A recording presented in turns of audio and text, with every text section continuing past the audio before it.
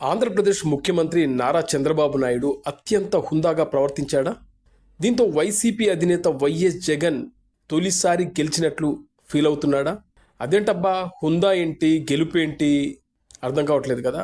అదే మరి ఇక్కడ ట్విస్ట్ అంటే, ఆంధ్రప్రదేశ్ సార్వత్రిక ఎన్నికల తర్వాత తొలిసారి ఉమ్మడి విశాఖ జిల్లా స్థానిక సంస్థల ఎమ్మెల్సీ ఉప ఎన్నిక గురించి ఇదంతా మాట్లాడేది. ఎన్నికలు జరగలేదు కదా, గెలుపోటములు డిసైడ్ ఎలా చేస్తారనే సందేహం వచ్చింది కదా. అక్కడికి వస్తున్నా.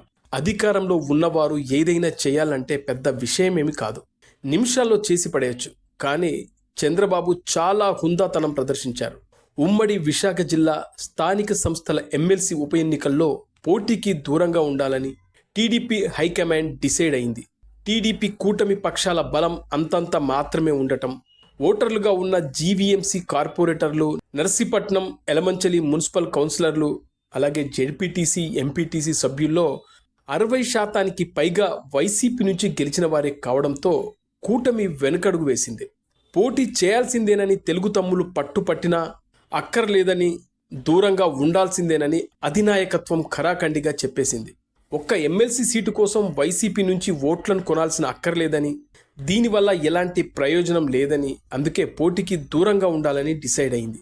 అయితే కాస్త నిశితంగా పరిశీలిస్తే టీడీపీ అధినేత ముఖ్యమంత్రి చంద్రబాబు నాయుడు ఒక్క మాట ఊ అంటే చాలు ఓట్లు రావడం పెద్ద విషయమేం కాదు. అయితే చంద్రబాబు ఇక్కడే తన చాణక్య తెలివితేటలు ప్రదర్శించారు. 40 years ఇండస్ట్రీ అంటే ఇలా ఉంటుందని నిరూపించారు. పార్టీకి బలం లేదని నీతిగా నిజాయితీగానే టీడీపీ తప్పుకుంది. అంతేగాని గట్టి ప్రయత్నాలే చేసి ఉంటే ఇదంతా ఆఫ్టర్ ఆల్. దీన్నే గెలుపు అనుకొని ఎగిరెగిరి పడితే ఎవరి కర్మకు వారే బాధ్యులు. సో వైసీపీ తరపున బరిలో దిగిన సీనియర్ నేత మాజీ మంత్రి బొత్స సత్యనారాయణ నామినేషన్ సక్రమమే అని తేలితే ఇక్కడ ఎన్నిక ఏకగ్రీవం అవుతుంది. మొత్తంగా టీడీపీ మైండ్ గేమ్ చూస్తుంటే బలం లేని చోట బలుపు చూపించకూడదనేది అర్థమవుతుంది.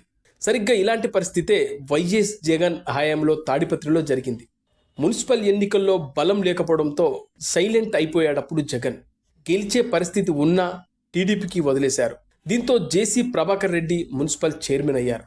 ఆ రోజున స్వయంగా జేసీ ప్రభాకర్ మీడియా ముందుకొచ్చి ఈ విషయాన్ని చెప్పారు. సో బలం లేకపోతే బలవంతుని ఢీకొనడం కష్టం.